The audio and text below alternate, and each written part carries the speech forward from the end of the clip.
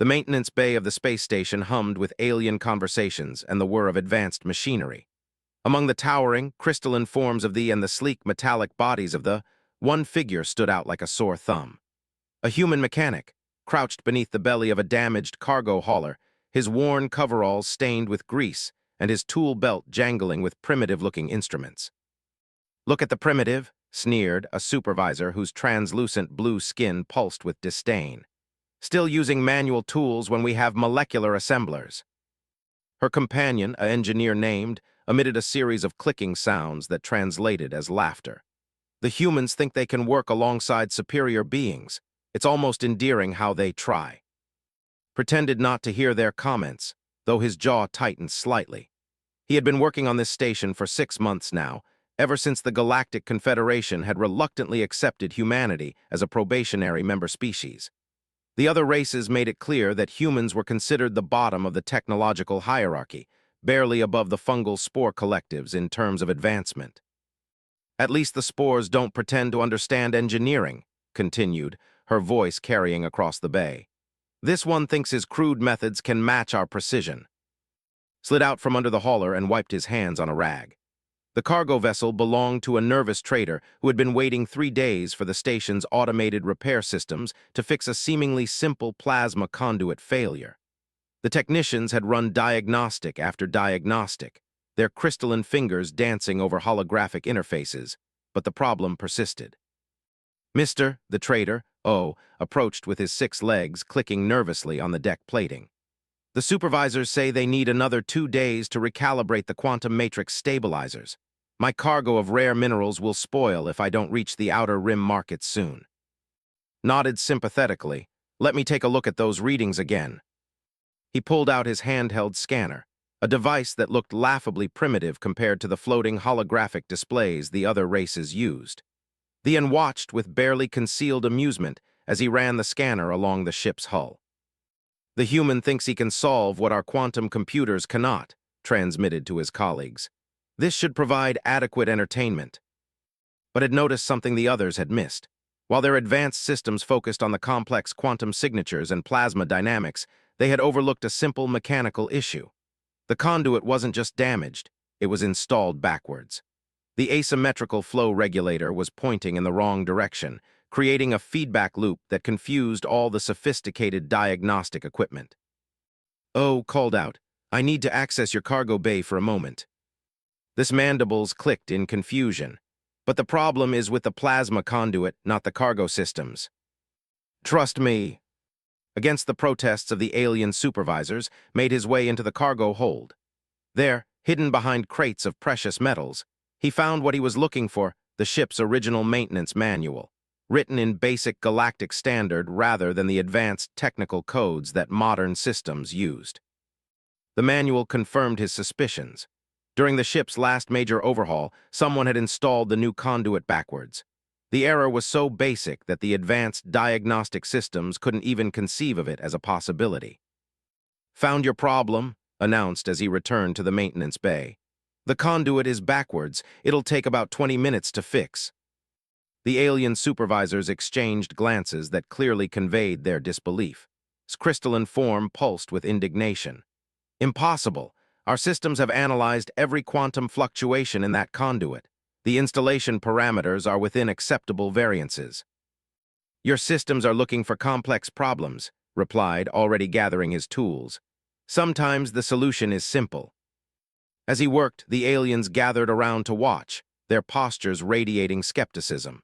Ignored their whispered comments and focused on the task at hand. He carefully disconnected the conduit, noting the scorch marks that indicated years of improper energy flow, then reversed it and reconnected the plasma feeds. The moment he powered up the system, the hauler's engines hummed to life with a smooth efficiency that had been missing for months. The diagnostic displays that had shown red error codes for days suddenly blazed with green confirmation lights. The maintenance bay fell silent, except for the gentle hum of properly functioning machinery. O's 6 eyes widened in amazement. "By the great web, it actually works. The power output is higher than it's been in cycles." The alien supervisors stared in disbelief at their instruments. The readings were undeniable. The human had solved in minutes what their advanced systems couldn't fix in days. "Impossible," muttered, her crystalline form flickering with confusion. But their bewilderment quickly transformed into resentment. Rather than acknowledge success, they found ways to diminish it. "A fortunate guess," transmitted coldly. "Any fool can stumble upon a solution through random trial and error." "The repair is crude and inelegant," added another technician. "It may function now, but it lacks the refinement of proper engineering." Packed up his tools without responding to their comments. He had learned long ago that proving himself to beings who had already decided he was inferior was a waste of energy. But O was effusive in his gratitude. "You saved my business, mister. That cargo represents my family's savings for the next 5 cycles. How can I repay you?" "Just spread the word that human engineering has its place," replied with a tired smile. As the ship departed the station, word of the incident began to spread through the alien community.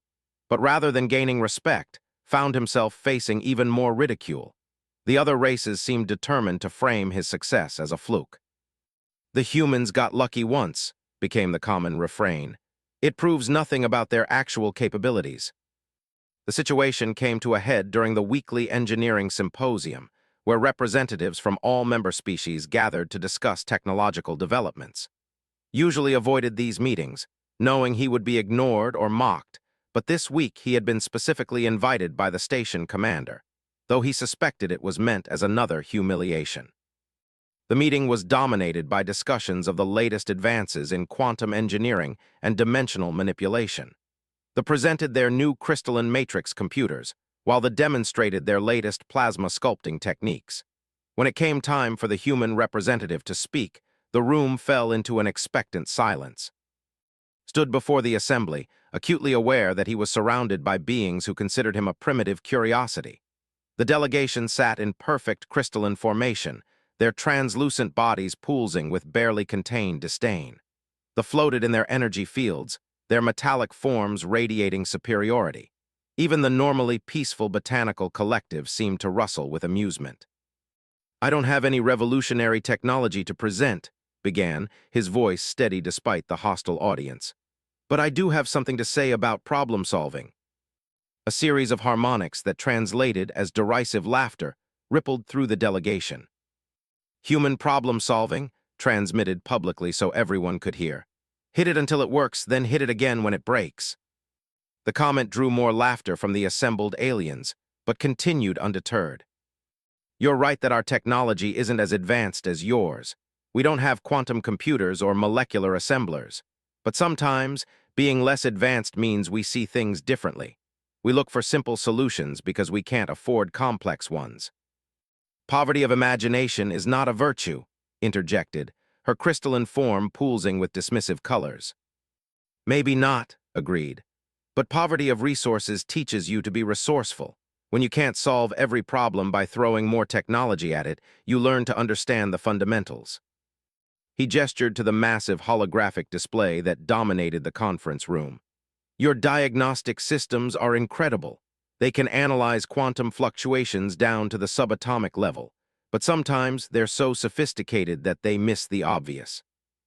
"The obvious is obvious because it has already been eliminated as a possibility," countered Dr. Iran, the station's chief science officer, a being whose gaseous form shimmered with intellectual arrogance. "That's exactly my point," replied. "You eliminate the simple possibilities because you assume they can't be the answer. Your technology is so advanced that it can't conceive of basic mechanical failures." The room erupted in a cacophony of alien protests and dismissive sounds. Several delegates began transmitting heated exchanges in their native languages, while others simply radiated waves of indignation. Station Commander, a massive hegemony administrator whose rock-like form commanded respect from all species, raised one boulder-sized hand for silence. "The human speaks of seeing things differently. Perhaps we should listen before dismissing his words." The protests subsided, though the hostility in the room remained palpable. "Continue, mechanic," the commander rumbled. Took a deep breath. "I'm not saying our way is better. Your technology accomplishes things we can't even dream of, but diversity of approach has value. When everyone thinks the same way, you get blind spots." What the human fails to understand, said, her tone dripping with condescension, is that there is a hierarchy of intelligence. Superior minds naturally develop superior solutions. Primitive approaches may occasionally stumble upon crude fixes, but they cannot match the elegance and precision of advanced thinking. Murmurs of agreement rippled through most of the assembly.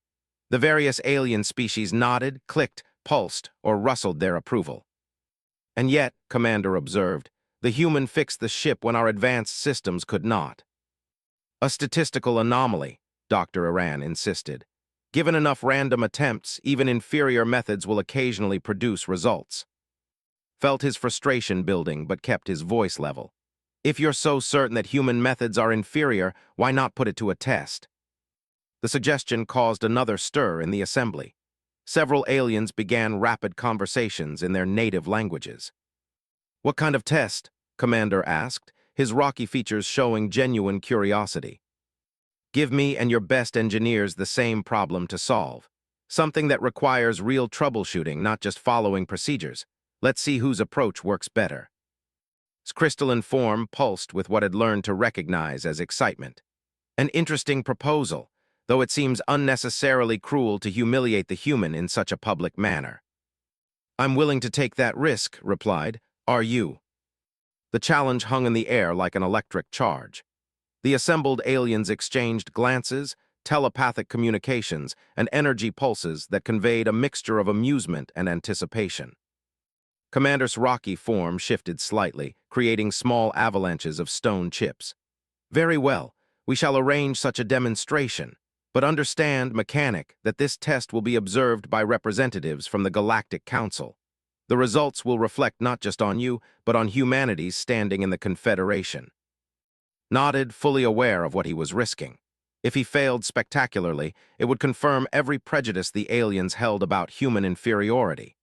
But if he succeeded, maybe, just maybe, it would open some minds to the possibility that different didn't necessarily mean worse.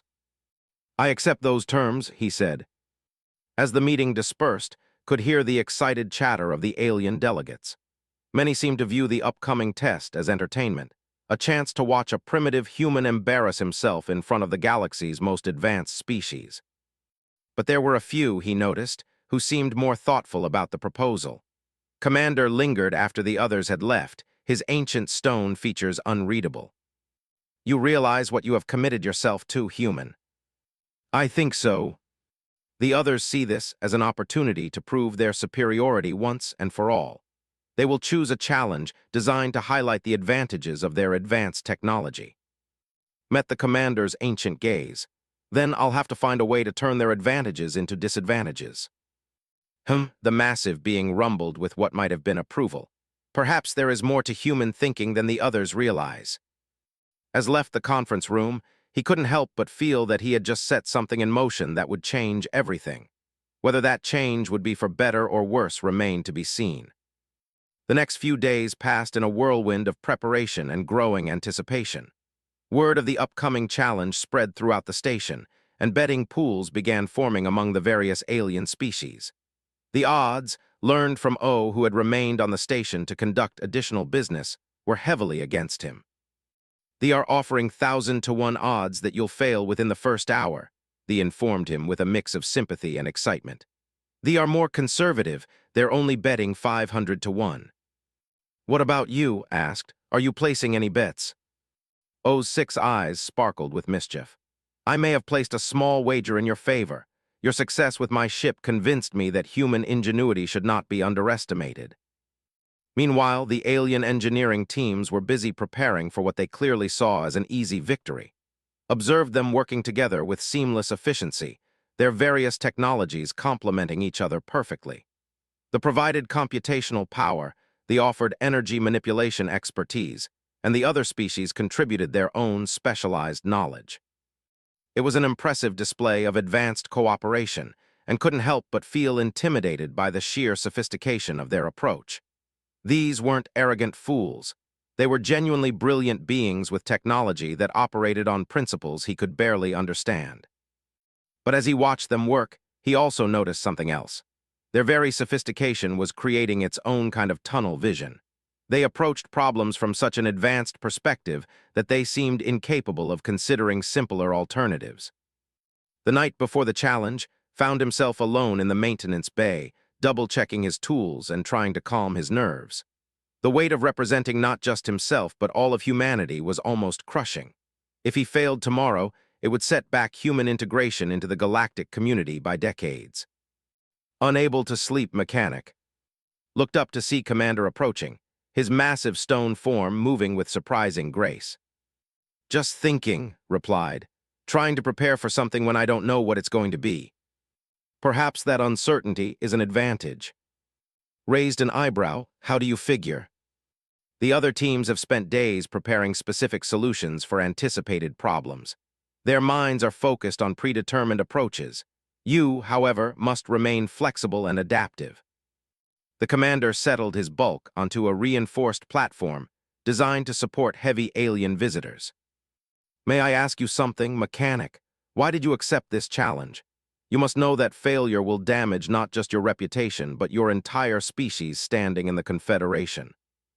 Was quiet for a long moment, considering his answer. "Because I'm tired of being looked down on for being different. Humans might not have the most advanced technology, but we're not stupid. We've survived ice ages, plagues, wars, and our own worst impulses. We've built civilizations from nothing and reached for the stars with primitive rockets. That has to count for something." "Indeed it does," the commander rumbled approvingly. "The hegemony has observed humanity's rapid development with great interest. Your species has progressed from steam engines to space flight in less than 2 centuries. Most species require 10 times that long to achieve similar advancement. Then why does everyone treat us like we're barely sentient?" "Because rapid development is often viewed as instability by older species. The required 50,000 years to perfect their crystalline technology. The spent 100,000 years learning to manipulate energy fields. Your species accomplishes similar feats in decades rather than—" Commander's rocky features shifted into what might have been a smile.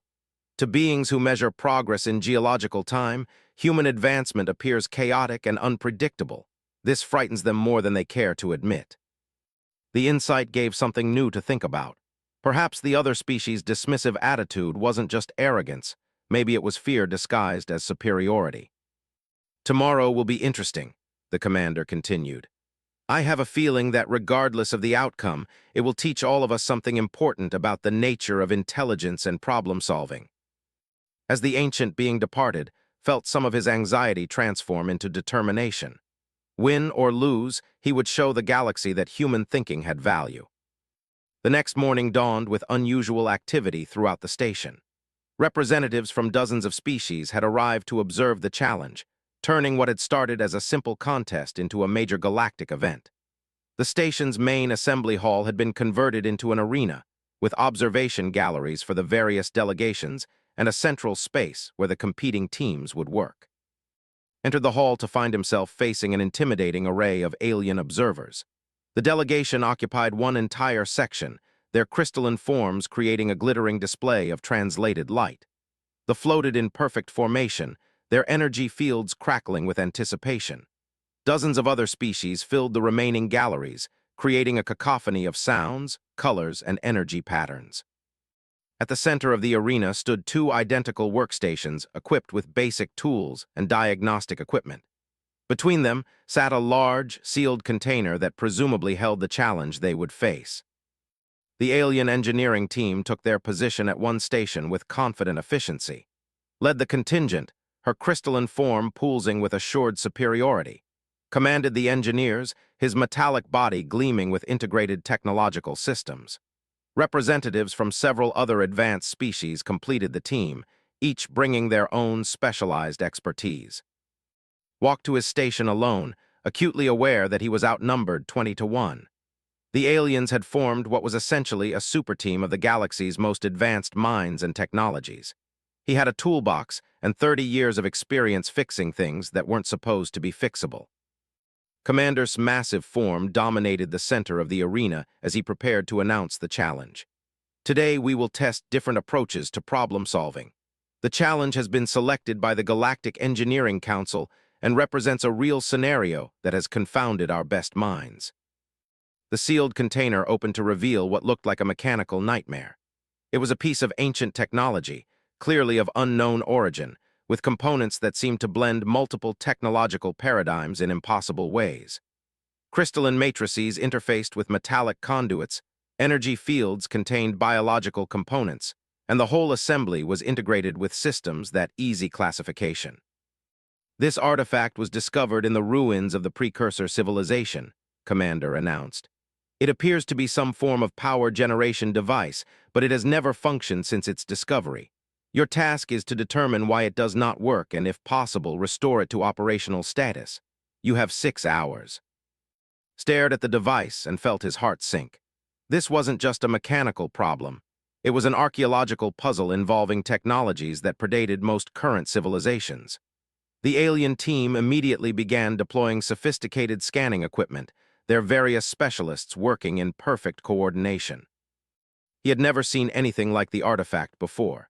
Its design principles were completely foreign, combining aspects of technology that shouldn't be able to work together. While the alien team began detailed quantum analysis of every component, simply walked around the device, looking at it from different angles and trying to understand its basic layout. "The human appears to be confused already," announced loudly enough for everyone to hear. "Perhaps he needs simpler instructions." Laughter rippled through several alien delegations, but ignored the commentary and continued his visual inspection. Something about the device's configuration bothered him, though he couldn't immediately identify what it was. The alien team's approach was methodical and impressive. They mapped every quantum signature, analyzed the crystalline matrix structure, measured energy field fluctuations, and the biological components. Their instruments were so advanced that they could determine the atomic composition of materials just by looking at them. But as watched them work, he noticed that their sophisticated analysis was revealing an overwhelming amount of information. They were generating terabytes of data about every aspect of the device, from its molecular structure to its quantum harmonics. "Fascinating," Dr. Aran announced, his gaseous form shimmering with excitement. "The energy matrices show signs of multidimensional resonance patterns. The crystalline components appear to utilize quantum entanglement principles we're only beginning to understand. The biological elements are even more intriguing," added a botanical collective representative. "They show signs of engineered symbiosis with the mechanical systems, creating a truly hybrid technology." Continued his simple visual inspection while the alien team deployed increasingly sophisticated equipment. After an hour of intensive analysis, they had accumulated enough data to fill a small library, but the device remained stubbornly non-functional. "Perhaps we should begin with quantum harmonics," suggested. "The energy field resonance patterns are clearly disrupted." "Agreed," replied. "But we must first stabilize the crystalline matrix before attempting any harmonic adjustments." Their approach was logical and methodical, addressing each system according to their understanding of its advanced principles. But as they worked, began to notice something that their sophisticated instruments couldn't detect. The device was old, not just ancient, but old in the way that came from long use and gradual wear. The various components showed signs of aging, but not uniform aging. Some parts looked almost new while others were clearly worn down from extended operation. More importantly, he began to notice that some components had been replaced or repaired using slightly different materials and techniques. The device wasn't just a precursor artifact.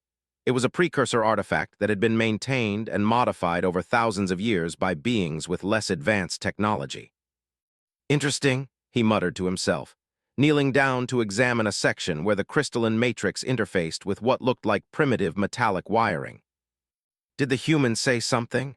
one of the alien observers called out mockingly. Ignored the comment and continued his inspection. The more he looked, the more convinced he became that the device's current configuration wasn't original. Successive generations of beings had tried to repair and maintain it using whatever technology they had available, creating a patchwork of different technological approaches. While the alien team continued their quantum-level analysis, began tracing the device's various systems to understand how they were supposed to work together. It was like reverse engineering a machine that had been repaired by dozens of different mechanics over thousands of years, each using different techniques and materials. The breakthrough came when he noticed something that the advanced scanners had overlooked, because it seemed too simple to be important. One of the connections between major systems appeared to be backwards, not in the sophisticated sense that required quantum-level analysis, but backwards in the basic, mechanical sense that any engineer would recognize. "Son of a gun," whispered, getting down on his hands and knees to examine the connection more closely. The alien team was deep in discussion about quantum field harmonics and multidimensional resonance patterns, their instruments painting complex holographic displays of the device's theoretical operating principles, but was looking at a simple mechanical coupling that had been installed incorrectly, probably thousands of years ago by someone who didn't fully understand what they were working with. The device wasn't broken in some sophisticated way that required advanced technology to fix. It was broken in the way that things break when someone who doesn't understand them tries to repair them using inadequate tools and knowledge. Began tracing other connections, looking for similar errors. Sure enough, he found several more instances where components had been connected incorrectly or where primitive replacement parts had been installed in ways that seemed logical but were actually wrong. "The human appears to be crawling around on the floor," announced to the amusement of the observers. "Perhaps he has lost something." But Commander was watching with more interest than amusement. "Mechanic, what have you discovered?" Looked up from his position under one of the device's support struts. "This thing has been repaired and modified by dozens of different people over thousands of years. Most of them didn't really understand how it was supposed to work, so they just did the best they could with the technology they had." "That is evident from our analysis," said dismissively. "The quantum signatures show clear evidence of technological contamination from multiple sources. However, understanding the history of modifications does not tell us how to restore original functionality." "It does if the modifications are what's preventing it from working," replied. He stood up and dusted off his knees. "Your scanners are looking for complex problems that require complex solutions. But what if the problem is that someone installed a basic component backwards 50,000 years ago, and everyone since then has been trying to work around that mistake instead of fixing it?" The alien team exchanged glances that conveyed skeptical amusement. "The precursors were the most advanced civilization in galactic history," Dr. Iran explained with exaggerated patience. "Their technology operated on principles we are only beginning to understand. The notion that their devices could be defeated by simple mechanical errors is absurd." "Maybe," agreed. "But the device I'm looking at isn't purely precursor technology anymore. It's precursor technology that's been maintained by less advanced civilizations for thousands of years." He pointed to one of the connections he had identified. "See this coupling? It's connecting the main power matrix to the distribution network, but it's backwards. The energy flow is trying to go against the intended direction, which is creating feedback loops that prevent the whole system from initializing." The alien team directed their instruments toward the coupling had identified. After several minutes of intensive analysis, announced their findings. "The quantum harmonic resonance of that component is indeed suboptimal, but correcting it would require recalibrating the entire energy matrix to compensate for decades of adaptive modification. The simple reversal the human suggests would cause catastrophic system failure." "What if the adaptive modifications are the problem?" asked. "What if 50,000 years of people trying to work around the backwards coupling created all these other issues?" The question caused a stir among the alien observers. The notion that advanced beings could spend making a problem worse by trying to solve it with increasingly complex solutions was apparently difficult for them to accept. Its crystalline form pulsed with indignation. "Your suggestion is that thousands of years of advanced engineering should be abandoned in favor of crude mechanical adjustments. I'm suggesting that sometimes you need to undo bad fixes before you can implement good ones." The alien team huddled in conference, their various technologies interfacing to share data and analysis. After several minutes of intense discussion, they reached their conclusion. "The human's approach is theoretically possible but practically inadvisable," Doctor announced. "Revering the accumulated modifications could indeed restore original functionality, but it could also cause irreparable damage to irreplaceable technology." "So your plan is to leave it broken?" asked. Our plan is to develop a comprehensive solution that addresses all identified issues simultaneously, minimizing risk to the artifact. Looked at the clock display floating above the arena. They had been working for 3 hours, and the alien team was still in the analysis phase. Their approach was methodical and sophisticated, but at their current pace, they would run out of time long before implementing any solutions. Commander called out, "Permission to attempt my approach." "You would risk damaging an irreplaceable precursor artifact," demanded. "It's already damaged. It's been broken for thousands of years. What I'm suggesting might fix it, or it might leave it exactly as broken as it is now." Commander considered the request, while the assembled observers buzzed with excitement. The tension in the arena was palpable as beings from across the galaxy waited to see what the ancient administrator would decide. "Very well," the commander rumbled. "You may proceed, but understand that you will bear full responsibility for any damage that results." Nodded and approached the device with his basic toolkit. The alien team watched with a mixture of horror and fascination as he began the simple process of disconnecting the backwards coupling. "This is madness," transmitted loudly enough for everyone to hear. "Thousands of years of advanced engineering cannot be dismissed so casually." But was focused entirely on his work, carefully disconnecting the component and examining it more closely. As he had suspected, it was clearly a replacement part installed by someone who hadn't understood the original design. The connections were functional but incorrect, like putting a left shoe on a right foot. He reversed the coupling and reconnected it properly. Immediately, several indicator lights on the device began glowing for the first time in.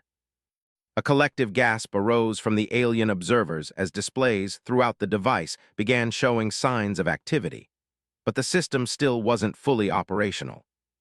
Moved to the next incorrect connection he had identified. This one was more complex, involving a biological component that had been grafted onto a crystalline matrix using principles that seemed logical, but were actually interfering with the intended function. "Fascinating," Commander observed as worked. "The device is showing signs of awakening." But the alien team wasn't ready to concede defeat. "Temporary activation of subsystems proves nothing," insisted. "Full functionality requires comprehensive integration of all components." She was right, realized. Fixing the individual problems wasn't enough. The whole system needed to work together properly. But the accumulated modifications and workarounds had created a tangled mess of dependencies and conflicts. As he examined the device's overall configuration, began to understand the full scope of the challenge. Generations of well-meaning beings had tried to maintain precursor technology using their own technological paradigms, creating layer upon layer of incompatible solutions. But there was a pattern to the mistakes. Each civilization had approached the problem from their own perspective, using their own advanced technologies to create elegant solutions to immediate problems without considering the broader implications. They had used their crystalline technology to bridge gaps in the energy matrix. They had added energy field modulators to stabilize power fluctuations. The botanical collective had introduced biological components to create adaptive responses to system stress. Each solution was sophisticated and well-engineered according to its creator's technological paradigm. But together, they formed a chaotic mess that prevented the device from operating as intended. "The problem isn't technical," realized aloud. "It's philosophical." The statement caused another stir among the observers. The alien team paused in their work to stare at him. "Explain," Commander commanded. Gestured at the device. Every civilization that tried to fix this thing approached it from their own technological perspective. They saw crystalline matrix problems and used crystalline solutions. They saw energy field issues and used energy field solutions. Everyone tried to make it work like their own technology instead of trying to understand how it was supposed to work originally. "And you believe you can understand precursor technology better than all subsequent civilizations?" Dr. Iran asked with obvious skepticism. "No," replied, "but I might be able to understand it differently." He began systematically removing the various modifications and additions that had accumulated over not because they were poorly made, but because they were forcing the device to operate according to principles it wasn't designed for. With each modification he removed, the device's operation became cleaner and more coherent. The various subsystems began communicating more effectively, and the overall energy patterns started showing signs of the elegant simplicity that characterized true precursor technology. Remarkable, one of the botanical collective observers rustled. The biological integration systems are achieving levels of efficiency we have never seen. The alien team watched in growing amazement as continued his work.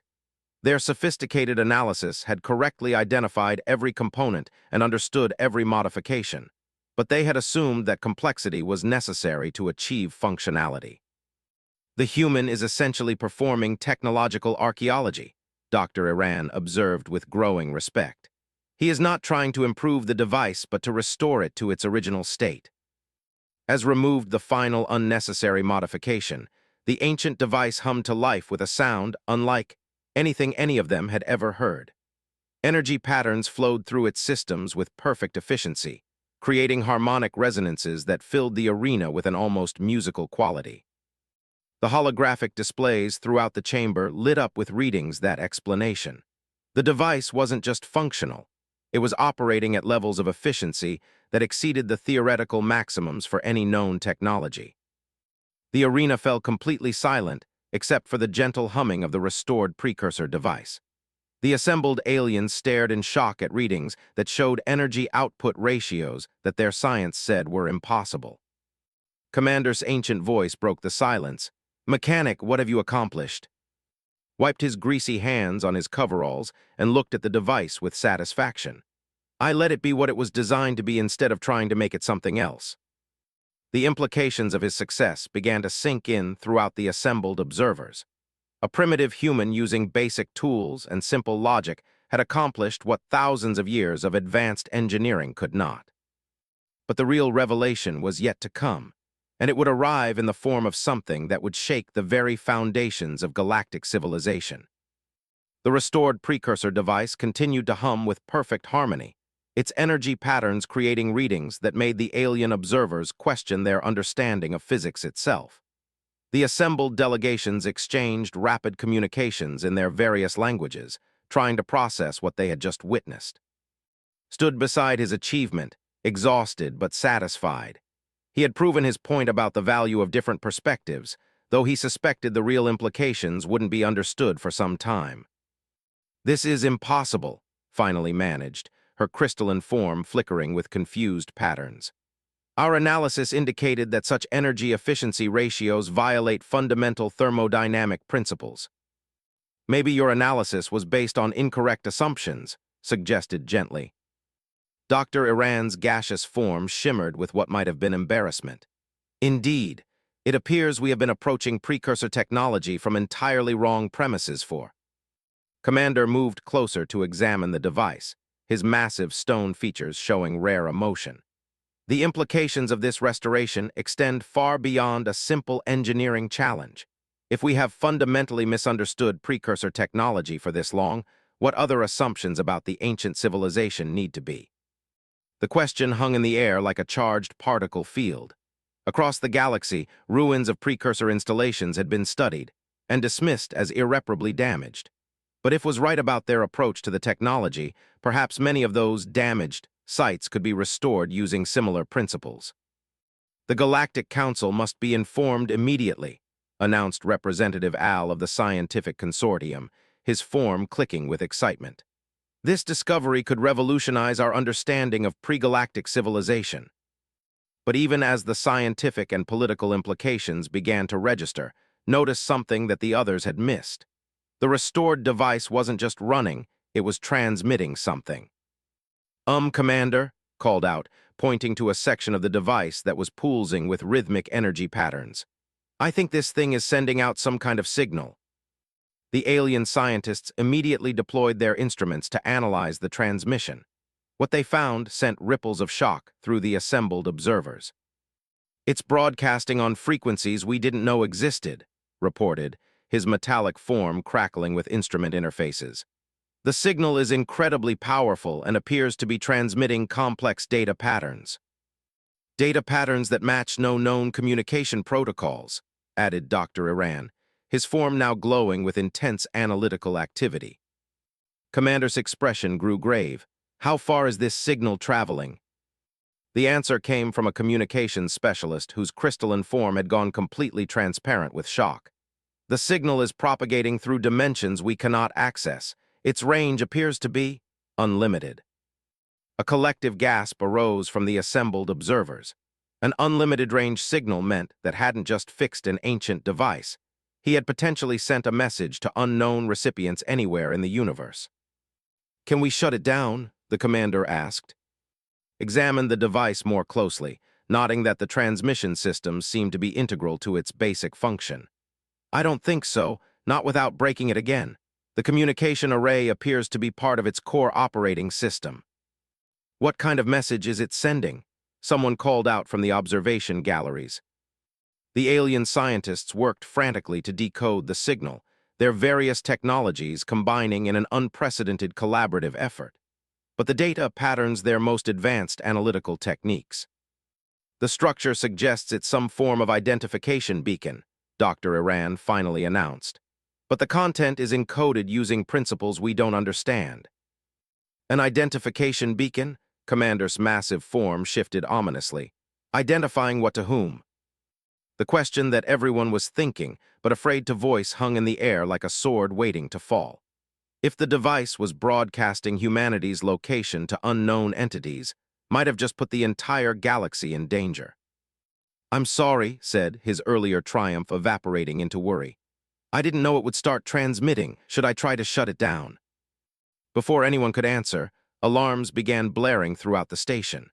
The emergency lighting bathed everything in pulsing red, and the public address system crackled to life. "All personnel to emergency stations. Unknown contacts detected approaching the system. Repeat, unknown contacts detected approaching the system." The assembly hall erupted into chaos as representatives from dozens of species began shouting questions and demands in their native languages. The careful diplomatic protocols of the conference dissolved into panic as beings who had never faced a truly unknown threat suddenly found themselves confronting exactly that. Commander's voice boomed over the chaos, his ancient authority cutting through the panic. "Maintain order. All non-essential personnel are to evacuate to designated safe areas immediately." As the various alien delegations began their emergency procedures, found himself surrounded by the engineering team that had been his competitors just minutes earlier. "What have you done?" demanded, her crystalline form pulsing with colors that conveyed barely controlled fear. "I don't know," admitted honestly. "I just fixed what was broken. I had no idea it would send out signals." "The signal has been broadcasting for 17 minutes, reported, his instruments still monitoring the transmission. "Whatever entities it was designed to contact may already be responding." Through the station's observation windows, they could see the approaching contacts on the long-range display screens. 3 massive shapes were moving toward their system at speeds that conventional physics, their forms unlike anything in the databases of known spacecraft. "Ships?" Dr. Iran asked, though his tone suggested he already knew the answer wasn't that simple. "Negative," came the reply from the station's sensor operator. "The contacts appear to be biological." The word sent another wave of shocked silence through the remaining observers. Biological entities capable of faster-than-light travel were beyond anything known to galactic science. "How large?" Commander asked. "Approximately 2 kilometers in length each, Commander. Mass readings are inconclusive." Stared at the approaching shapes on the displays, trying to process what he might have unleashed. The forms moved with an organic fluidity that suggested they were indeed living creatures rather than mechanical constructs. "Dragons," he whispered, the word escaping before he could stop it. "What did you say?" Commander asked. "They look like dragons, from human mythology, massive flying creatures that," trailed off as he realized how absurd he sounded. But Dr. Iran's gaseous form suddenly brightened with understanding. "Fascinating. Human mythology includes creatures of similar description." "Yeah, but they're just stories. Legends about powerful beings that could fly and breathe fire and—" Stopped again as the implications hit him. "What if they're not legends?" asked quietly. "What if human mythology preserved racial memories of actual encounters with these entities?" The possibility sent chills through everyone present. If was right about the approaching beings resembling dragons, and if those dragons had actually visited Earth in humanity's ancient past, then the signal he had triggered might be more than just a random transmission. "Commander," the sensor operator's voice crackled over the intercom. "The contacts are reducing speed and adopting what appears to be a formation approach. They seem to be responding to something." The beacon realized. The device isn't just sending out a general signal, it's specifically calling them. As the three massive forms approached the station, their details became clearer on the enhanced displays. They were indeed dragon-like creatures of impossible size, their bodies gleaming with what looked like natural armor plating. Energy fields surrounded them like auras, suggesting they possessed abilities that went far beyond simple biological function. "Incoming transmission," the communications officer announced. "Origin point, the leading contact." "On speakers," Commander ordered. The voice that filled the assembly hall was unlike anything any of them had ever heard. It carried harmonics that seemed to resonate in dimensions beyond normal sound, conveying intelligence and power in ways that transcended language. "Who dares to wake the Guardians with the ancient call?"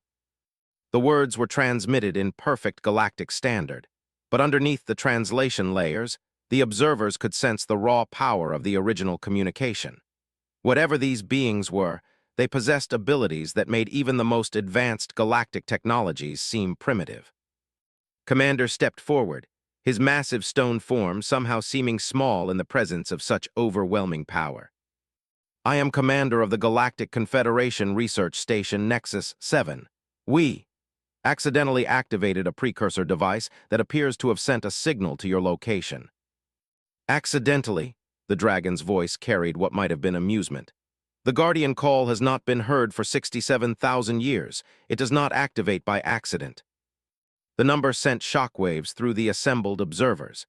67,000 years was before the rise of most current galactic civilizations. If these dragons had been responding to signals for that long, they predated everything the galaxy thought it knew about its own history. "We were conducting an engineering demonstration," Commander explained. "One of our technicians managed to repair a damaged precursor artifact." "Show us this technician." The command was not a request, and felt the weight of enormous attention focused on him through channels he couldn't understand. The very air around him seemed to thicken with the pressure of being observed by intelligences beyond his comprehension. "That would be me," said, his voice barely steady. The dragon's response was immediate and intense. "Human." The single word carried layers of meaning that the translation systems couldn't fully convey. Recognition, surprise, something that might have been approval. "You know about humans?" asked, his scientific curiosity overcoming his fear. "We have been waiting for your species to mature enough to answer the call. The precursors left the beacons specifically for those who would think as you do." The revelation sent another wave of shock through the observation galleries. The precursors had designed their technology specifically for humanity. But how could they have known about a species that wouldn't evolve for millions of years after their disappearance? "I don't understand," said honestly. "The precursors were scientists and philosophers before they were engineers. They understood that intelligence takes many forms and that advancement does not always follow predictable paths. They created the beacons as tests, waiting for a species that would approach their technology with intuition rather than analysis." Dr. Iran's form flickered with confused patterns. "But intuition is inherently inferior to systematic analysis. Random guessing cannot match methodical investigation." The dragon's laughter was like controlled thunder. "Is that what you believe the human did? Guess randomly." "His methods were primitive and unsophisticated," insisted, though her crystalline form had dimmed considerably since the dragon's arrival. "Show me these primitive methods," the dragon commanded. Felt pressure building in his mind, not painful but overwhelming, as the dragon somehow accessed his memories of working on the device. For several moments, his consciousness was shared with an intelligence so vast and complex that he could barely maintain his sense of self. When the contact ended, staggered but remained standing. Around him, the alien observers waited in tense silence for the dragon's judgment. "Remarkable," the dragon finally pronounced. The human saw what you could not because he looked with understanding rather than knowledge. He recognized that the device had been corrupted by good intentions and had the wisdom to restore rather than improve. But how could primitive methods succeed where advanced technology failed? Asked, his metallic form crackling with confused energy patterns. Because the precursors designed their technology to work with natural principles rather than against them. Your advanced methods imposed artificial constraints on systems designed to function organically. The human removed those constraints and allowed the technology to work as intended. Found his voice again. Are you saying the precursors expected someone like me to fix their devices? Not someone like you, the dragon corrected.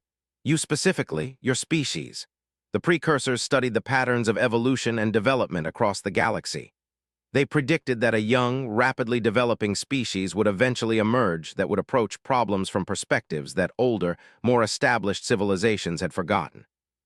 The implications were staggering. The precursors hadn't just left behind random artifacts. They had created a deliberate test designed to identify a specific type of intelligence. But why, Commander asked, what was the purpose of these beacons? To find those worthy of the inheritance, the dragon replied. The precursors did not disappear. They transcended physical existence, but they left behind tools and knowledge for those who would prove themselves capable of using them wisely. What kind of inheritance? Asked, though part of him wasn't sure he wanted to know the answer. That depends on what your species chooses to do with the opportunity. The beacons are just the beginning. There are precursor installations throughout the galaxy, waiting for those who understand the principles the human has demonstrated. Dr. Iran's gaseous form swirled with intense activity. You're suggesting that there are functional precursor technologies scattered across known space, waiting to be properly activated. More than that, the dragon replied. The precursors left behind the keys to technologies that could transform the galaxy, energy sources that could power civilizations for millions of years, transportation systems that could connect the most distant stars, knowledge that could unlock the fundamental mysteries of existence itself. The assembly hall fell silent as the enormity of the revelation sank in. The galactic civilization had been living on the outskirts of a treasure trove beyond imagination, unable to access it because they had been approaching it from the wrong perspective. And all of this is available to humanity? Asked, her crystalline form now flickering with what looked like envy. Available to those who prove themselves worthy, the dragon corrected. Humanity has demonstrated the necessary perspective, but worthiness requires more than just the ability to solve puzzles. What else does it require? Asked. Wisdom, compassion, the understanding that power must be tempered by responsibility. The precursors left their inheritance not just for the clever, but for those who would use their gifts to benefit all life. Commander shifted his massive bulk thoughtfully. And how would such worthiness be determined? That process has already begun, the dragon replied. The humans' actions today were observed not just by your gathering, but by entities throughout the galaxy who judge such matters. The response to this discovery will determine whether humanity is ready for what the precursors left behind. Felt the weight of responsibility settling on his shoulders like a physical burden. He had just wanted to prove that human thinking had value.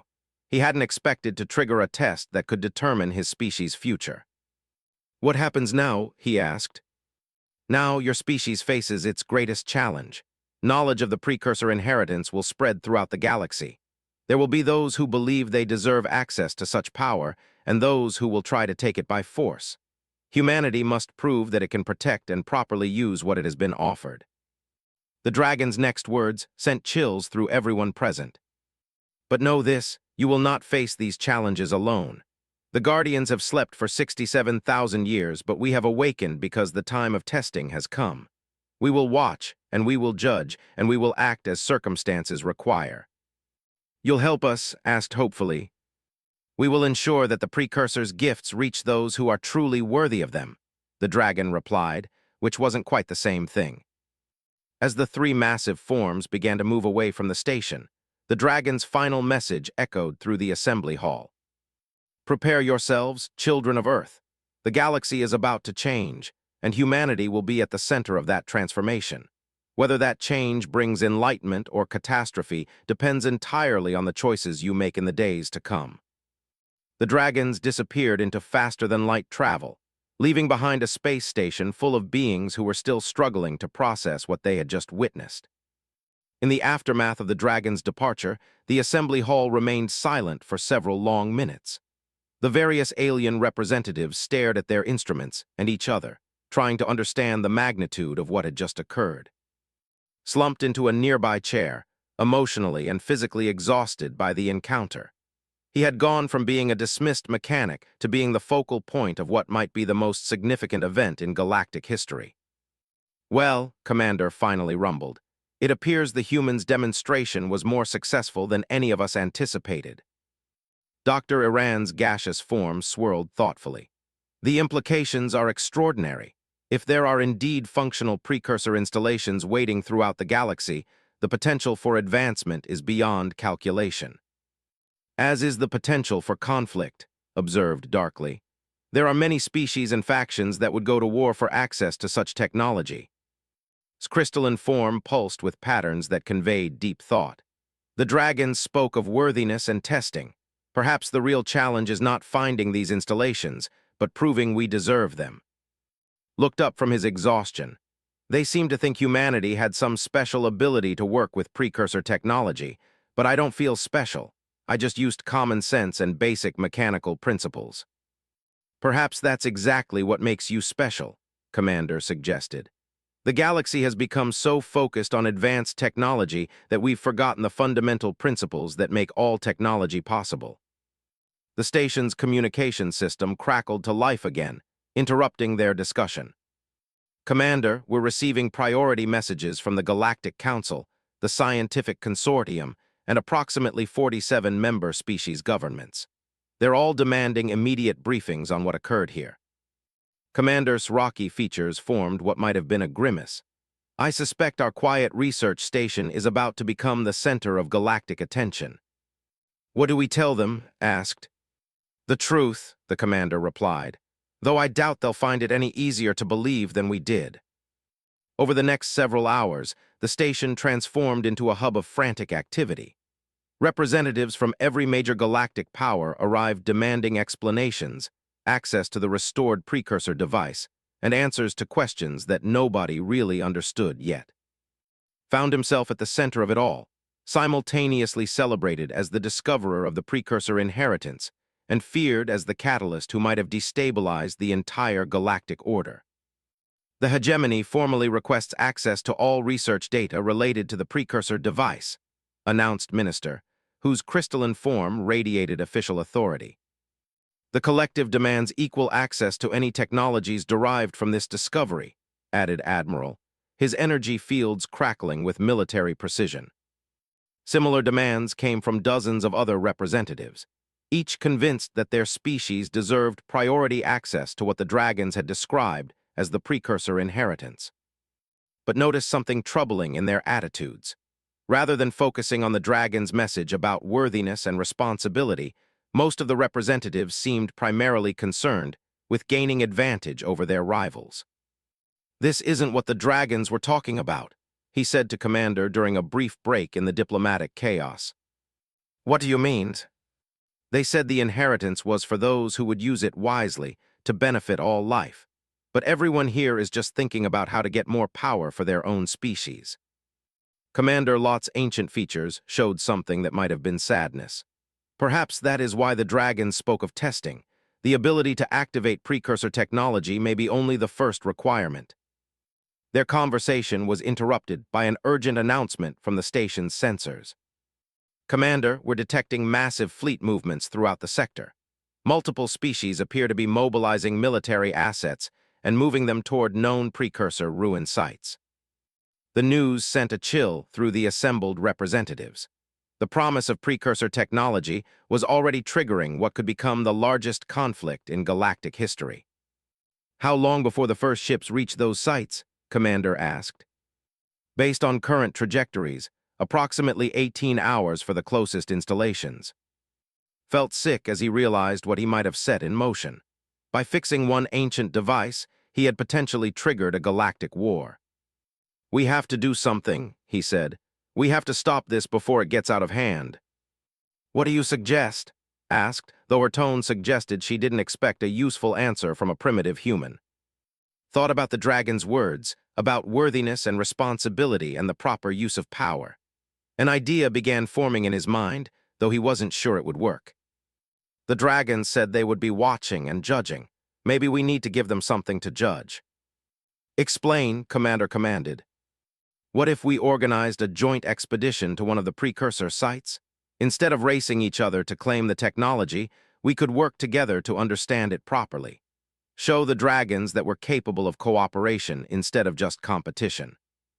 The suggestion caused an immediate uproar among the assembled representatives.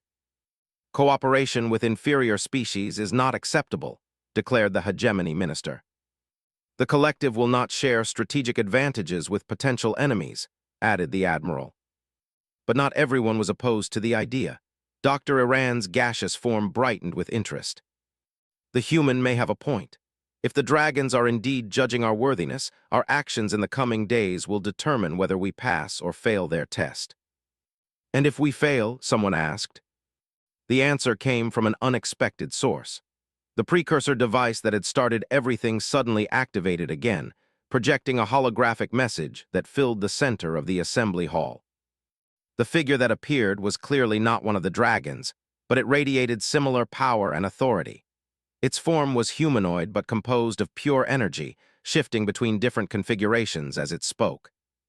"I am a custodian, left behind by the precursors to oversee the inheritance process. The dragons have informed me of recent developments, and I must address the current situation." The assembled representatives fell silent, awed by this direct contact with precursor technology.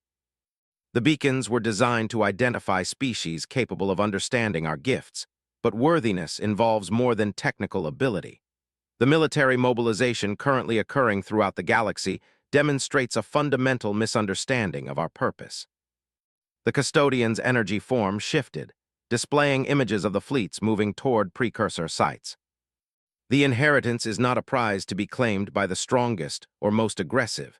It is a responsibility that can only be properly discharged by those who understand that true power lies in cooperation, not domination." Felt compelled to speak. "What happens if the galaxy fails your test?" "Then the inheritance remains sealed until worthy inheritors emerge. The precursors waited millions of years for the right moment to begin this process. We can wait millions more if necessary." "But the technology could solve so many problems," Doctor protested. "Energy shortages, resource conflicts, the expansion barriers that limit galactic civilization.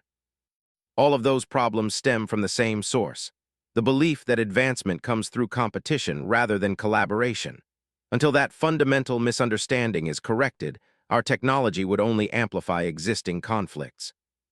The custodian's attention seemed to focus on. "You demonstrated the proper approach when you chose to restore rather than improve our device. Can your species demonstrate the same wisdom on a galactic scale?" The question hung in the air like a challenge. Realized that the test wasn't just about humanity's worthiness. It was about whether any of the current galactic species could rise above their competitive instincts to work together for a greater purpose. "We can try," said, though he wasn't sure if he was speaking for himself or for all humanity. "Then you have 24 hours, the custodian announced. "In that time, either the galaxy will find a way to approach the inheritance with wisdom and cooperation, or the sites will be sealed until more worthy inheritors emerge." 24 hours? Admiral's energy fields crackled with indignation. "That's impossible. It takes longer than that just to establish diplomatic protocols." The precursors spent 10 million years developing the inheritance. If current galactic civilization cannot demonstrate basic cooperation in 24 hours, they are not ready for what we offer. The custodian's form began to fade. "The choice is yours. Prove your worthiness through cooperation or wait for more evolved successors." As the holographic figure disappeared, the assembly hall erupted into chaos. Representatives began shouting demands and accusations in dozens of languages, while their communication devices overloaded with urgent messages from their home governments. Stood in the center of the chaos, trying to process what had just happened. In 24 hours, The galaxy would either find a way to work together or lose access to technology that could transform civilization itself. And somehow, the fate of that decision seemed to rest largely on the shoulders of a human mechanic who had just wanted to prove that his people weren't as primitive as everyone thought. The irony wasn't lost on him. In trying to demonstrate human competence, he had triggered events that would test not just humanity, but the entire galactic community's capacity for growth and cooperation. The question was whether any of them would prove worthy of the test they now faced. The chaos in the assembly hall gradually gave way to tense negotiations as the reality of their situation became clear. 24 hours to prove galactic worthiness was an impossible deadline by normal diplomatic standards, but the alternative was losing access to the greatest technological treasure in galactic history. Watched the various representatives huddling in their species groups, frantically communicating with their home governments while trying to develop strategies that would satisfy both the precursor's requirements and their own political necessities. "This is madness," announced, her crystalline form pulsing with frustrated patterns. "The hegemony cannot commit to unknown cooperative agreements with untested species on such short notice. The collective requires detailed tactical assessments before entering any joint operations," Admiral added, his energy fields crackling with military precision. But Dr. Iran seemed more optimistic. "Perhaps we're approaching this from the wrong perspective. The custodian didn't require formal treaties or complex agreements. They asked for cooperation and wisdom." "Cooperation without structure is chaos," the hegemony minister insisted. "And wisdom without action is useless," countered Representative Al of the Scientific Consortium. As the debate continued, found himself thinking about the problem from a different angle. The precursors had designed their test for species that could think beyond conventional limitations. Maybe the solution required the same kind of unconventional approach he had used to fix their device. "Commander," said, interrupting the diplomatic wrangling, "what if we're overcomplicating this?" Commander's massive stone features turned toward him. "Explain." "Everyone's trying to figure out formal agreements and detailed protocols, but that's not what the custodian asked for. They want cooperation and wisdom. What if we just cooperate?" Admiral's metallic form emitted what might have been laughter. "Just cooperate? Young human, galactic cooperation involves centuries of negotiation, cultural exchange programs, and carefully balanced power-sharing agreements." "Does it?" asked. "Or is that just how we've convinced ourselves it has to work?" The question sparked another round of heated discussion among the representatives, but noticed that Commander was watching him with thoughtful attention. "What are you thinking, mechanic?" Gestured toward the still-functioning precursor device. "When I fixed that thing, I didn't try to improve it or adapt it to work with our technology. I just let it be what it was designed to be. Maybe that's what we need to do here."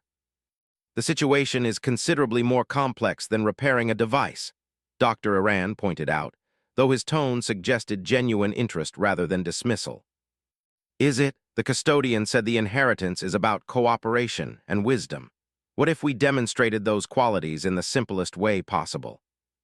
"Which would be?" asked, her crystalline form flickering with skeptical patterns. Took a deep breath, knowing that what he was about to propose would sound insane to beings raised on centuries of complex diplomatic traditions. "What if we just went to one of the precursor sites together? No formal agreements, no detailed protocols. Just representatives from different species working together to understand what the precursors left behind." The suggestion caused immediate uproar. "Impossible," the hegemony minister declared. "The security implications alone would require months of assessment." "The technological risks are incalculable," Admiral added. "Unknown alien technology could be weaponized against any species present." But Commander was nodding slowly. "The human may be onto something. The precursor's test isn't about our ability to create complex agreements. It's about our willingness to trust each other enough to work toward a common goal." Dr. Iran's gaseous form brightened with understanding. "Of course, the test isn't diplomatic or technical, it's psychological. They want to see if we can overcome our instinctual competitiveness long enough to achieve something greater together." "And you believe that's possible?" asked, though her tone had shifted from dismissive to cautiously curious. "I don't know," admitted. But I know that if we keep thinking about this in terms of formal agreements and political advantages, we're going to run out of time before we even start. The communication systems throughout the station suddenly activated with an emergency transmission from the Galactic Sensor Network. All stations, this is Sensor Command Central. We are detecting massive energy buildups at 17 confirmed precursor sites throughout the galaxy. Multiple fleets are approaching these installations with apparent hostile intent. The news sent a chill through the assembled representatives. The galaxy's various powers weren't waiting for diplomatic solutions. They were preparing to take the precursor inheritance by force. How long before the first confrontations? Commander asked. Estimated 6 hours until initial fleet contact at the Rigel installation. Felt the weight of urgency pressing down on them all. We're running out of time for complicated solutions. Then perhaps it's time for a simple one, Dr. Iran said, his gaseous form swirling with decision. I volunteer to accompany the human to the nearest precursor site. The announcement stunned the assembly into silence. You can't be serious, Admiral protested. A joint mission with no formal framework, no security protocols, no technological safeguards. Those things take time we don't have, Doctor replied. The human demonstrated that sometimes the direct approach works better than the sophisticated one. Its crystalline form pulsed with conflicted patterns. The scientific consortium's gesture is admirable, but the hegemony requires more substantial assurances before committing personnel to such an undertaking. What kind of assurances? Asked. Guarantees of technological security, resource sharing agreements, intellectual property protections. By the time you work out all those details, the 24 hours will be over, pointed out. Commander's massive form shifted thoughtfully. Perhaps we're approaching this backwards. Instead of trying to get everyone to agree to go, why not start with those who are willing and let others join as they see fit? A volunteer mission? Doctor asked. Exactly. No formal commitments, no binding agreements.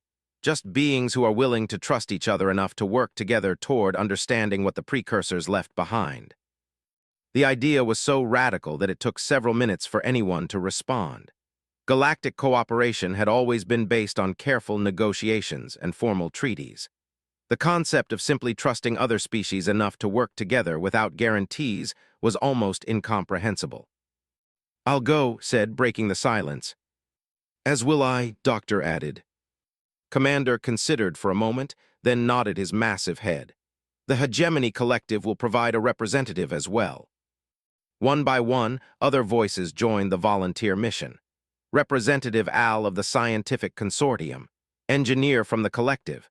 Even a few members of the more conservative species began to express interest. But not everyone was willing to take such a leap of faith.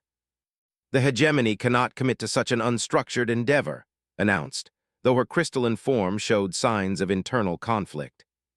The botanical collective requires extensive consultation before making such decisions, rustled another representative. Admiral's energy fields crackled with military skepticism. This entire approach violates every principle of strategic planning. Felt disappointed but not surprised. Old thinking patterns were difficult to break, especially when they involved beings who had spent centuries perfecting complex diplomatic procedures. But then something unexpected happened. Junior representatives from several species began stepping forward to volunteer, even though their senior officials had declined to participate. I'll go, announced Sub-Engineer Al of the Technical Corps, despite obvious disapproval. The Botanical Collective's Junior Science Division volunteers a representative, added a young botanical entity whose enthusiasm rustled through the translations. Even some of the military species produced volunteers from their younger officers, beings who were apparently more willing to take risks than their superiors. Within an hour, they had assembled a volunteer team of nearly 30 beings from 15 different species. It wasn't an official delegation with formal authority, but it represented genuine cooperation across species lines. This is highly irregular, Admiral observed, though his tone had shifted from dismissive to grudgingly interested. Irregular situations require irregular solutions, replied.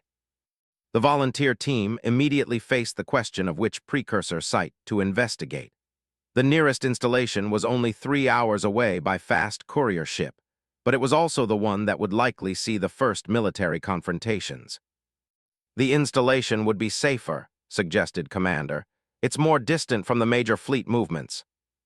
But the custodian said we have 24 hours, Doctor pointed out. If we're going to demonstrate cooperation and wisdom, we need to do it somewhere visible to both the approaching fleets and the entities judging us. Nodded agreement. We need to go where everyone can see what we're doing. If we hide in a safe corner, it won't prove anything. The decision to head for the Rigel installation was risky, but unanimous among the volunteers. They would arrive just hours before the first military fleets, giving them a narrow window to demonstrate the cooperative approach the custodians wanted to see. As their courier ship prepared for departure, found himself reflecting on the strange journey that had brought him to this point. 3 days ago, he had been a dismissed mechanic trying to prove that human thinking had value. Now he was leading a multi-species mission that could determine the fate of galactic civilization. The irony wasn't lost on him. The very qualities that had made the aliens dismiss humanity as primitive, their directness, their willingness,